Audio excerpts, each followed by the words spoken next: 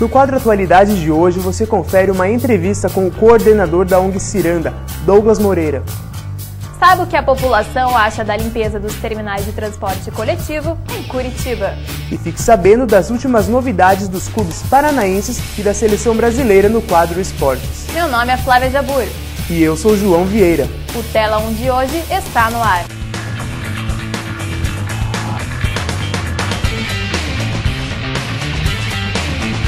O governo do Paraná espera dobrar o volume de investimentos da União em 2012 no estado. Em tramitação no Congresso, o projeto de lei orçamentária do ano que vem prevê que o governo federal vai investir 720 milhões de reais nas obras no Paraná. Mas a intenção do governador Beto Richa é acrescentar, por meio de emendas parlamentares à proposta orçamentária, mais 681 milhões de reais ao estado. Para isso, Richa se reuniu na última terça-feira, em Curitiba, com 22 dos 30 deputados federais do estado, para apresentar uma relação de 16 sugestões de emendas. Caso as 16 obras sugeridas pelo governador sejam incorporadas integralmente ao orçamento federal, o estado teria, no ano que vem, um total de quase 1,5 bilhão de reais de investimentos federais. E vamos falar do tempo, Flávia. Hoje, Curitiba amanheceu com cara de primavera. De manhã estava um pouco frio, é verdade, mas não demorou muito, o sol já apareceu e deixou a tarde da capital fresca e ensolarada. Será que amanhã o tempo continua assim? Então, João, amanhã a previsão de Curitiba é de poucas nuvens pela manhã e de tarde o sol vai aparecer.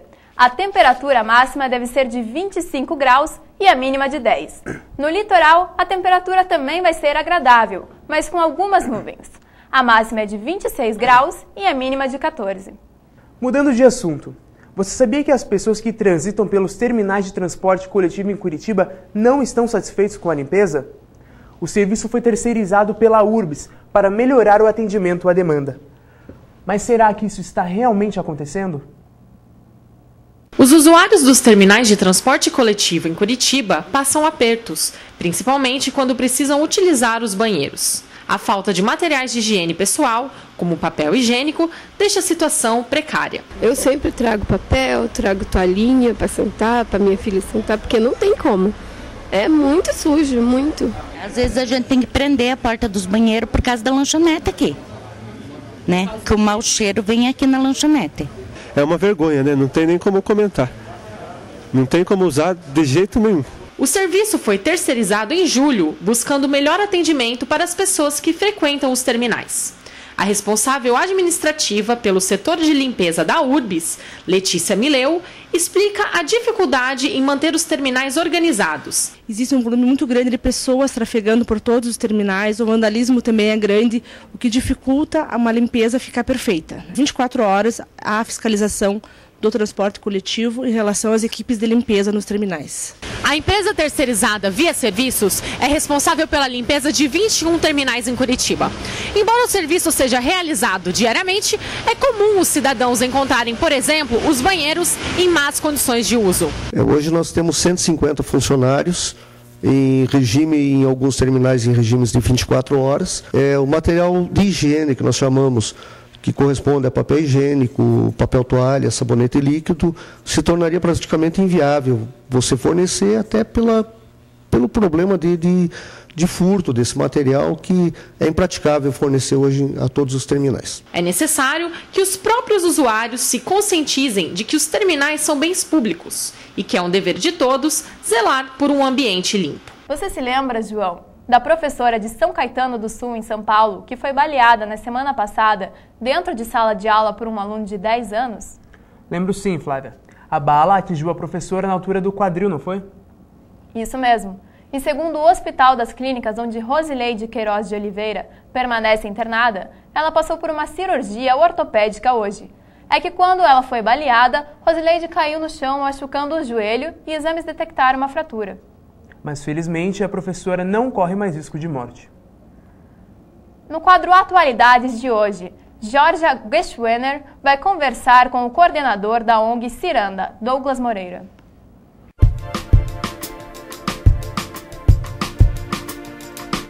Olá, começa agora o Tela 1 Atualidades, o programa da Rede Teia de Jornalismo que propõe a discussão do tema do momento, sempre com um convidado diferente. O assunto de hoje é uma organização não governamental, conhecida como Ciranda, a Central de Notícias dos Direitos da Infância e da Adolescência. E o nosso convidado de hoje é o coordenador da Ciranda, Douglas Moreira. Bem-vindo, Douglas. Obrigado. Olá, tudo bem? Tudo bem. Agora, são aproximadamente 10 anos já, né, um pouco mais, que a ONG existe. Qual que é o principal foco do trabalho da Ciranda? Na verdade, a Ciranda já existe há 13 anos, né? Esse ano a gente completou 13 anos de atividades aí. E a missão da Ciranda é contribuir para a promoção e para a defesa dos direitos da criança e do adolescente. E aí, como fazer isso, né? O foco das nossas atividades é por meio da comunicação e da educação.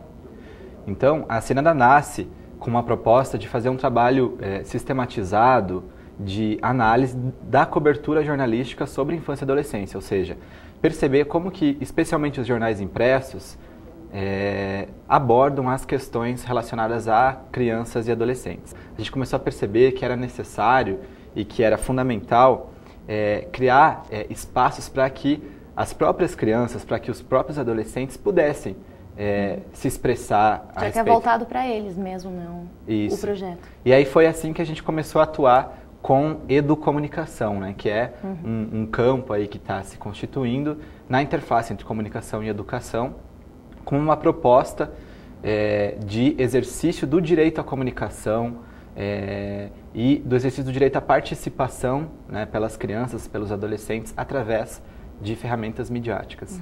Vocês têm muitos projetos, né, que vocês desenvolvem com essas crianças e adolescentes. Você destacaria algum? Hoje nós estamos com 7 projetos em execução aqui em Curitiba, em região metropolitana, né, algumas cidades da região metropolitana e também no litoral.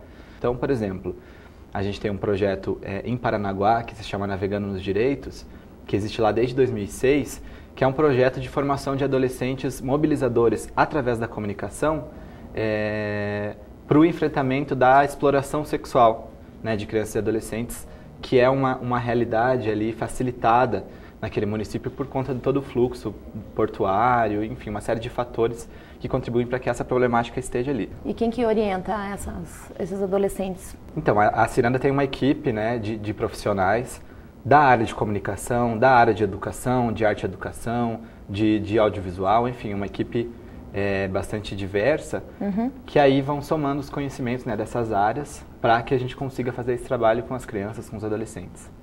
E nesses 13 anos, né, como você comentou, que a ONG já existe, o que já mudou nesse cenário da infância e da adolescência aqui no país? Bom, o cenário da infância e adolescência nesse ano teve alguns avanços, teve alguns poucos avanços, na verdade, né? Você fala nesses últimos 13 anos. São ainda tímidos os avanços se a gente pensar assim, num contexto geral.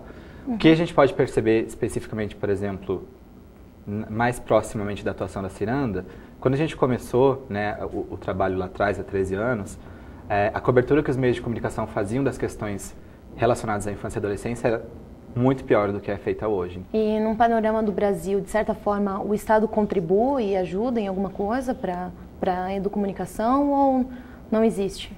Então, a educomunicação ela já é política pública em algumas cidades, né, alguns municípios e alguns estados do país. A gente tem, por exemplo, o Ministério do Meio Ambiente tem uma política nacional aí de educomunicação. São Paulo tem uma política que é Educom, né, que já está aí consolidada, né, que foi iniciada pelo Núcleo de Comunicação e Educação lá da USP. Mas ainda é um cenário tímido, assim, que está pipocando, está crescendo, mas que ainda não é assumida como política pública, até porque, como eu disse, esse conceito educomunicação ele está em construção. Então, quais são as perspectivas para um futuro agora que a Ciranda tem?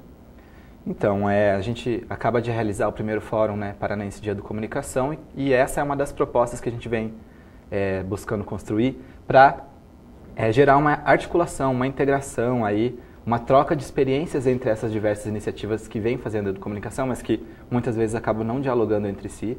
Então, esse é um caminho que a Ciranda está buscando construir agora, que é, de fato, a partir de estimular essa troca, também fazer com que outras iniciativas cresçam, que essas que já existem se fortaleçam. Então, esse é um caminho. Além disso, a gente tem já nos próximos meses a gente vai ter uma amostra de vídeos socioambientais produzidos por alunos da rede pública com celular. Então a gente está aí buscando novos caminhos, além de manter os projetos, né, que a Ciranda já desenvolve, a gente está buscando novos caminhos para potencializar, para ganhar escala, para de fato fazer com que, estimular, né, que mais crianças e adolescentes de fato possam ser ouvidos, possam se expressar e possam ter aí as suas opiniões consideradas, seja dentro de casa, seja dentro da escola, seja na sociedade, né, no espaço político, enfim. Então, tá certo. Muito obrigada, Douglas, por ter participado do Atualidades. De nada. Na semana que vem eu estou de volta trazendo mais atualidades para você.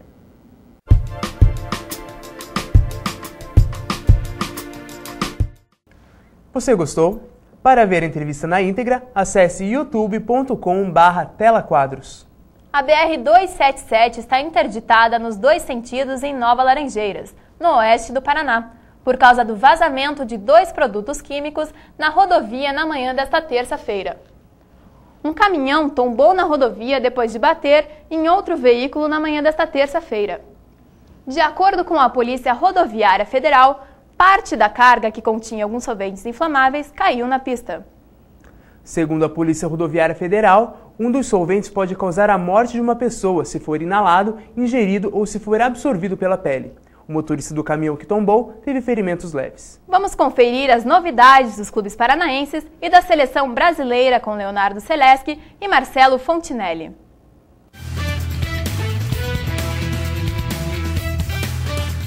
O Paraná disputará a primeira divisão do Campeonato Paranaense de 2012, pelo menos por enquanto, pois o julgamento que decretou o veredito pode ser anulado. Na noite de segunda-feira, os auditores do Tribunal de Justiça Desportiva Paranaense decidiram, por 4-2, punir o Rio Branco com a perda de 22 pontos, por ter escalado o atacante Adriano de maneira irregular. O problema foi que o advogado do Rio Branco, Domingos Moro, decidiu abandonar a audiência, por não concordar em se defender antes do Paraná. O caso agora será encaminhado ao Superior Tribunal de Justiça Desportiva, onde o Rio Branco deve pedir a anulação do julgamento. Se o pedido for acatado, haverá nova audiência nos tribunais paranaenses. Caso contrário, cabe ao próprio STJD proferir a decisão definitiva. O zagueiro Breno, revelado pelo São Paulo, foi preso sábado, na Alemanha, por suspeita de ter colocado fogo em sua própria casa. O jogador deve seguir detido por mais 2 semanas. A jovem promessa do Grêmio, Mário Fernandes, negou-se a defender a seleção brasileira.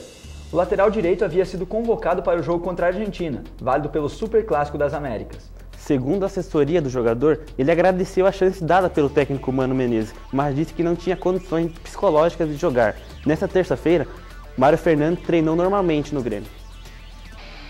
O volante Paulinho, do Corinthians, foi cortado da seleção brasileira para o jogo diante da Argentina.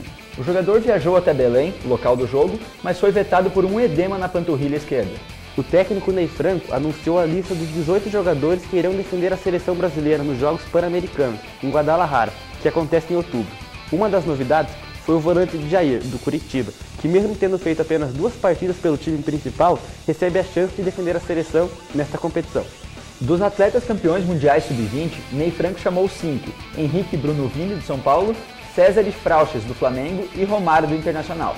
O principal empecilho na convocação foi os clubes liberarem os atletas, já que muitos utilizam vários jogadores com até 20 anos. E o Tela 1 Esportes chega ao fim. Até a próxima semana. Até lá!